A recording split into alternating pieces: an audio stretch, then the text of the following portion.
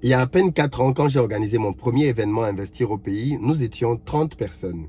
Et hier, nous étions plus de 1300 personnes en salle, en direct, et plus de 300 personnes connectées dans le monde entier.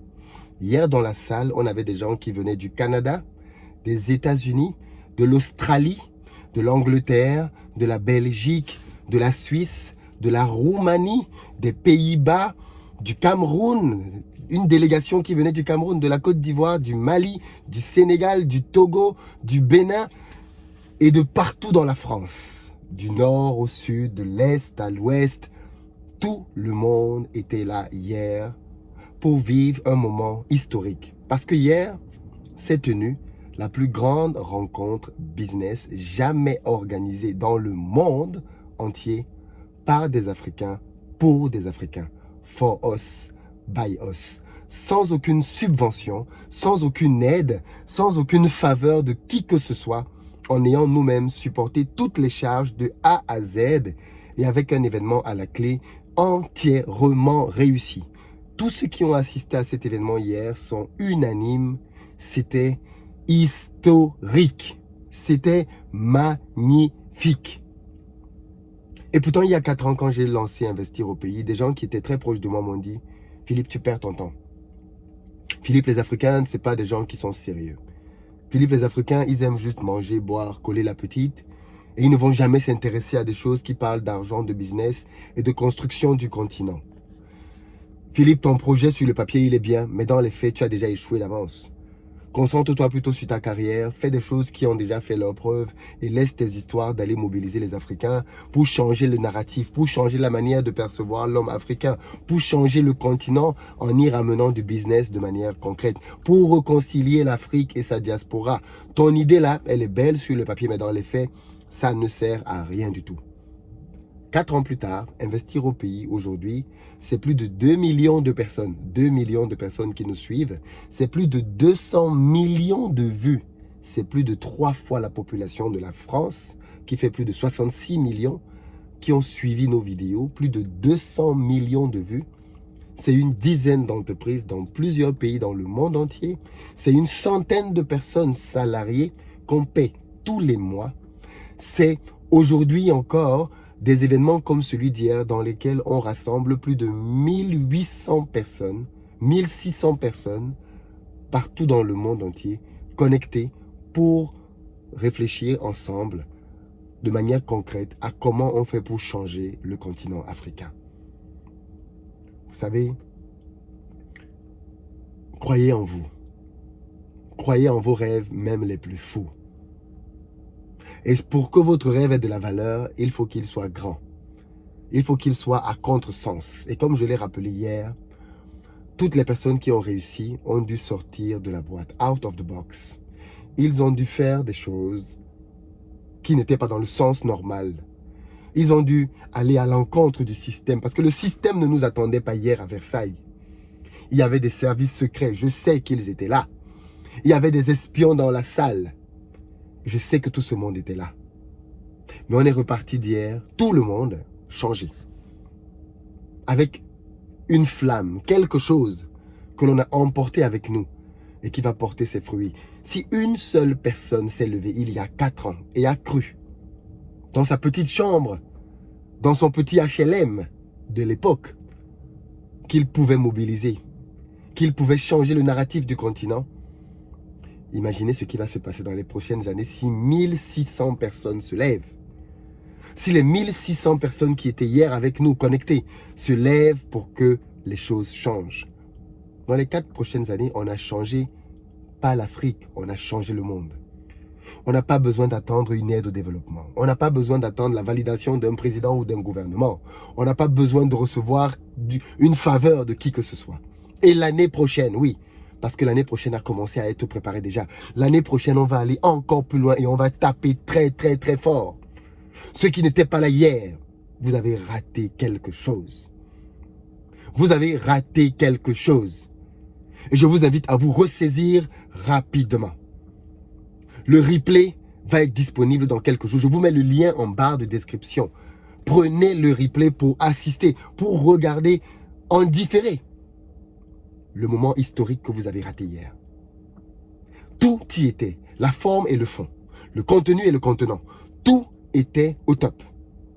Bertin Thiaufo s'est livré comme jamais hier. Et vous savez quels sont les engagements qu'on a pris pour que dès l'année prochaine, on puisse compter les industriels qu'on va lancer en Afrique avec le soutien de Bertin. Vous étiez vous-même là hier quand Tion s'est engagé à suivre la diaspora pour qu'elle réussisse son retour au pays. Les amis, on est dans du concret maintenant. C'est fini. On ne discute pas. Non, non, non. C'est du concret. Vous avez vous-même vu hier les personnes qui ont été récompensées à cause des résultats qu'ils ont obtenus par les formations qu'ils ont prises. Des vies transformées.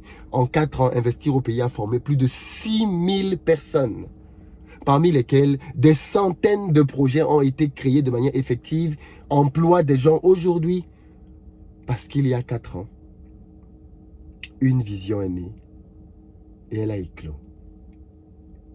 Imaginez ce qui va se passer les prochains mois, les prochaines années, avec les 1600 personnes qui étaient là hier. C'est une razzia qui s'annonce. C'est une razzia qui se prépare. Et tu ne veux pas passer à côté de ça. Tu ne veux pas passer à côté de ça. Hier, on avait de tout dans la salle. On avait des grands-mères, on avait des grands-pères, on avait des pères, on avait des mères, on avait nos mamans, nos tatas, on avait nos tontons, on avait nos jeunes frères, nos jeunes sœurs. On avait même des enfants de 11 ans qui étaient là hier et de 10 ans qui étaient là hier.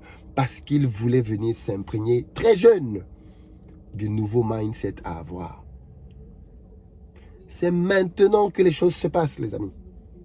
Il n'y a pas à discuter de midi à 14 h. C'est maintenant que les choses se passent. Et la révolution est en marche. L'année prochaine, on va taper très fort. Je ne parle pas pour le moment parce que dès demain, je vais visiter l'endroit mythique, là où on va aller l'année prochaine. Il faut juste qu'on visite, qu'on valide, qu'on paye, parce qu'on paye. Et ensuite, on signe. Une fois qu'on a signé, j'annonce. Mais l'année prochaine, on va aller à plus de 3000 personnes. Il n'y aura pas de salle annexe l'année prochaine. Parce que cette fois-ci, on a dû fermer la billetterie. Des gens ont pleuré parce qu'ils ne pouvaient pas être là hier. Parce qu'ils s'y sont pris trop tardivement, mais on ne pouvait plus. La salle annexe était pleine, tout était plein. La ville de Versailles hier a bougé. Les Africains ont fait bouger Versailles hier. Merci beaucoup à vous. Merci d'avoir cru en ce projet fou. Merci de vous être déplacé, d'avoir investi sur vous. Merci beaucoup. Franchement, merci beaucoup. Et ce n'est que le début, parce que ce qui arrive est encore beaucoup plus grand. Ce qui arrive est encore beaucoup plus grand. Merci à mon équipe. Merci à tous ceux et toutes celles qui croient, qui supportent, qui soutiennent depuis le début. Merci pour tout ce que vous faites. Merci à ma famille qui était là hier. Merci beaucoup. Je vous dois énormément. Et croyez en vous. Croyez que vous aussi, vous pouvez changer les choses. Croyez qu'à votre niveau, vous aussi, vous pouvez incarner quelque chose. Dans votre chemin, vous allez trouver des obstacles, des grands, des moyens, des petits, même des têtards. Vous allez trouver sur votre chemin tout type d'obstacles. Ne les écoutez pas, ne les considérez pas. Avancez. Avancez. Ce sont des agents perturbateurs. Le diable agit tantôt d'une façon, tantôt d'une autre. Ignorez-les et avancez. Hier, on a vu l'Afrique qu'on voulait voir. Et Duplex, comme on l'a rappelé, en 1800, l'Afrique a été divisée à Versailles. Ils se sont retrouvés à Versailles pour diviser les Africains. Et hier, de manière symbolique, on s'est retrouvés à Versailles, au palais des congrès de Versailles, en face du château de Versailles, pour se réunifier avec un objectif clair: incarner le changement et la révolution sur le continent africain. Il fallait que tu sois là. Il fallait que tu sois là. Mais l'année prochaine, tu n'auras aucune excuse, parce qu'on va ouvrir la billetterie assez tôt. Personne ne dira qu'il ignorait. Mais vous savez, l'année prochaine, on s'est engagé à 2 choses. En plus de faire venir des personnes qui ont des succès en Afrique, l'année prochaine, vous aurez sur scène, vous aurez à cet événement, des fournisseurs d'équipements industriels qui viendront pour faire des deals avec les gens qui sont sur place. On va aller chercher des fournisseurs en Inde et partout là où il faut pour qu'ils viennent à cet événement l'année prochaine pour exposer et montrer aux Africains ce qu'ils veulent faire. et ce qu'ils peuvent faire en Afrique pour l'industrialisation de ce continent, il y aura des fournisseurs. Mais l'année prochaine aussi, il y aura nos gouvernements. Il y aura nos dirigeants. Il y aura des ministères et pourquoi pas des chefs d'État. Mais l'année prochaine, il y aura qui doit être là. Il y aura des décideurs. Le directeur général des impôts du Cameroun a demandé à me rencontrer. Il a demandé à me rencontrer parce qu'il veut que l'on s'asseye et que l'on réfléchisse à un mécanisme pour favoriser et inciter la diaspora à rentrer en Afrique et au Cameroun en particulier pour s'y sentir à l'aise. Il est anormal qu'un Français, quand il veut venir investir en Afrique, qu'il ait des faveurs, des avantages que les Africains n'ont pas. C'est anormal. Et je le dis clairement. C'est anormal qu'un Russe, qu'un Chinois, qu'un Japonais ou qui que ce soit que vous voulez, que quand il vient investir en Afrique, même un Libanais ou un Turc, c'est anormal que quand ces gens viennent investir en Afrique, ils aient des avantages, des facilités. Et que nous, les enfants du pays, quand on rentre, c'est la galère. On doit se cacher, on doit essayer de trouver des mécanismes à gauche, à droite. Tout ça, c'est fini. Nos gouvernements vont être mis face à leurs responsabilités. Et la diaspora va avoir à minima les mêmes faveurs, si ce n'est plus. CFAO dans nos pays a des avantages inouïs. On crée des centres Carrefour à gauche, à droite. On fait des choses à gauche, à droite. La diaspora doit avoir à minima les mêmes faveurs. Parce que les budgets que ces entreprises viennent dépenser en Afrique, la diaspora a ces budgets et a même plus que ces budgets. Donc il est temps que nos gouvernants mettent à disposition des pays africains, mettent à disposition de la diaspora, les faveurs nécessaires pour nous inciter à rentrer, investir sereinement.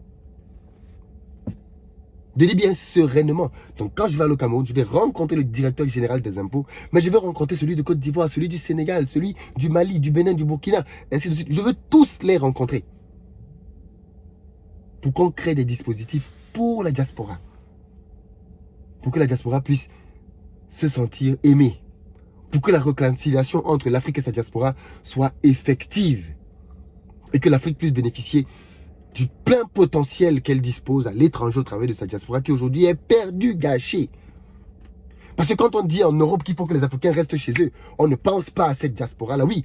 Parce que cette diaspora africaine qui fait des choses formidables, on veut bien qu'ils restent en Europe, on veut qu'ils restent aux États-Unis, elle, on la veut. Par contre, celle qui est moins qualifiée, elle, on veut la renvoyer. Mais ceux qui font des choses, on veut la garder. Mon ami, ça ne va pas marcher comme ça. Cette diaspora-là, qui fait des choses en Occident, elle va aller à son tour contribuer à bâtir Mama Africa. Il est temps que le narratif change. Il est temps que l'histoire change. Et hier, on a envoyé un signal fort. 1600 personnes. C'était du jamais vu. 1600 personnes. Sans aucune faveur de qui que ce soit. On n'a invité aucun gouvernement, aucun politique, rien du tout. Parce qu'on voulait démontrer d'abord que par nous-mêmes, on peut le faire. Vous savez, c'est ça la vie. Hein?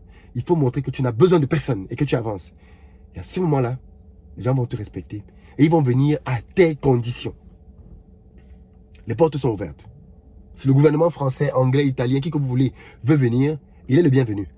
Mais pas avec ces conditions. Pas pour nous imposer quoi que ce soit. Pas pour nous dire ce qu'il faut faire. On sait ce qu'il faut faire. On sait où on va. Ceux qui veulent réellement que le narratif change en Afrique, vous êtes les bienvenus. Mais ceux qui veulent venir essayer de manigancer, faire les choses à gauche, à droite, là, passez votre chemin. On n'a plus besoin de ça. C'est terminé.